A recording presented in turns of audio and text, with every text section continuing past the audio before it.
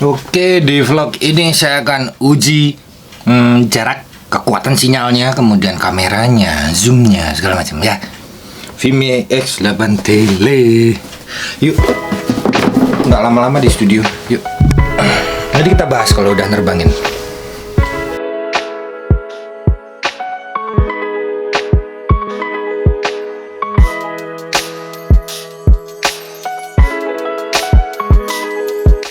Ini ya teman-teman, ini adalah lokasi dimana saya kalau uji kekuatan sinyal drone selalu dari lokasi ini. Tuh di cafe ini ya, kafenya udah tutup, udah nggak buka lagi ya, ini kafenya udah bangkrut gitu maksudnya. Oke, ini sekarang dari titik ini saya selalu menguji kekuatan sinyal ke arah sana. Semua drone selama saya nge-review saya uji dari sini cepat-cepat. Ini menuju ke arah kampus, dan juga sepanjang perjalanan tuh banyak sekali kos-kosan, Indomaret, Alfamaret, pokoknya gangguan sinyal ya, banyak banget gangguan sinyal. Nah ini sudah mulai putus-putus. Tuh tadi saya percepat, makanya cepat, ini udah 800 meter ini. Tapi biarpun videonya sudah berhenti, tapi posisi drone di sebelah kiri bawah, kalian lihat di peta itu masih bergerak. Jadi drone-nya masih bergerak dan jaraknya masih bertambah terus, yang artinya telemetri belum terputus, sehingga belum memicu return to home atau pulang otomatis. Dia belum mau pulang otomatis karena telemetri masih nyambung. Ada strong wind warning, memang anginnya sangat kenceng saat ini. Saat itu ya. Nah itu udah mulai putus. Remote nggak saya apa-apain ini. Udah mulai putus dan dia pulang sendiri otomatis. Jadi saya sebetulnya merasa cukup nyaman dengan menerbangkan drone Vimy X8 series ini ya, apalagi X8 Pro, X8 Tele ini, karena saya udah sangat yakin dia bisa pulang sendiri. Pasti dia tahan terhadap cuaca ekstrim. Yang dimaksud cuaca ekstrim itu pada saat hujan dia masih bisa diterbangin, pada saat panas dia juga bisa terbangin, saat hawa dingin, salju dia juga bisa diterbangin. Jadi dia sudah terbukti di cuaca ekstrim bertahan terbangnya. Nah sayangnya kenapa kok dalam jarak yang masih belum jauh sudah putus sinyalnya? Karena ternyata memang banyak sekali perkembangan teknologi ya, apalagi ini Malang ini kan kota pendidikan, banyak kos-kosan setiap bulan itu, mungkin ya setiap bulan tuh nambah fasilitas kos-kosan itu, dan otomatis juga penggunaan router wifi juga semakin banyak. Ditambah lagi para teknisi router wifi internet di kos-kosan, kantor, di warung, di resto, cafe, itu selalu nyetelnya high power. Dan wifi zaman sekarang sudah dual band, sama kayak drone, 2,4 GHz dan 5,8 GHz. Mampus kan akhirnya drone kita kalau terbang di area yang padat penduduk, bukan padat penduduk di pedesaan, tapi padat penduduk di area yang ya perkotaan lah ya, yang area kafe, area kos-kosan, kampus, area perkantoran itu, waduh udah ampun. Nah saya juga curiga ini saya rasa drone-drone saya yang lalu-lalu yang bisa 1,5 kilo di sini juga pasti sudah berkurang jelajahnya, kejauhnya udah nggak akan sampai 1,5 kilo, jadi mungkin tinggal 1 kilo, tinggal 900 meter, karena ya gitu.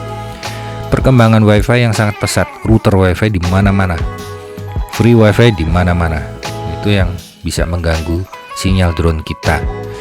Nah di Vimy ini ada tuh lingkaran H ya, home, lingkaran home itu benar-benar membantu, terutama ketika saya terbang di tempat yang udah agak gelap gitu ya, cuacanya alamnya udah agak gelap. Itu kan saya udah nggak bisa lihat bawah. Ini rumah ini ke arah mana saya kalau pulang nih, kalau nggak ada huruf H itu saya nggak tahu arah pulang kemana selain saya picu return to home-nya. Ya itu aja keuntungan dari huruf H yang dilingkari kuning di tengah-tengah itu. Untuk hal-hal lainnya, baterainya awet teman-teman. Baterainya saya rasa memang bisa 30 menit lebih nih. Oke banget. Nah itu zoomnya kalian lihat ya. Ngeri ya zoomnya ya. Itu baru zoom 5 kali itu. Belum yang 30 kali. Nah habis ini saya akan tunjukkan bagaimana zoomnya, kemudian rekam hasil videonya di cuaca terang dan cuaca gelap. Kok cuaca sih, apa sih, kondisi alam yang masih terang dan yang sudah gelap. Oke, selamat menikmati.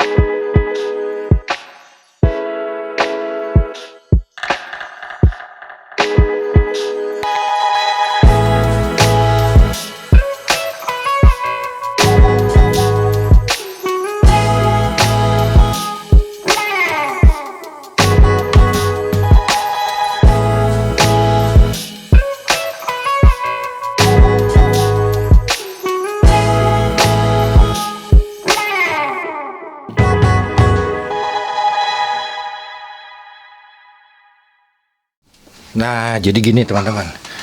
Kalau menurut saya ya, X8 Tele ini sangat ideal untuk kalian yang mau butuh untuk kebutuhan survei, pertolongan, terus untuk ya macam-macam lah ya, karena dia ini terkenal Vimi seri X8 itu terkenal bisa terbang dalam hujan. Jadi hujan-hujan itu nggak apa-apa, terbang aja, nggak usah khawatir. Itu nilainya plusnya banyak sih sebenarnya, nilai plusnya banyak dan murah.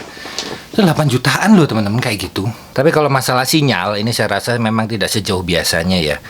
Karena perkembangan pengguna 2,4 dan 5,8 GHz di sepanjang perjalanan itu pasti sudah bertambah. Pasti semakin banyak kos-kosan di situ yang setelan wifi routernya high. Selalu high gitu loh mereka itu. Kenapa nggak low aja setelannya, pancaran wifi router itu loh.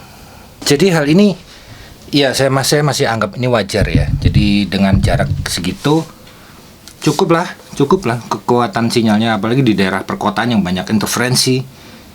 Kayaknya saya harus coba Autel Nano Plus saya deh. Dulu di situ bisa 4 kilo. Pasti sekarang juga berkurang dia kekuatannya karena banyak interferensi.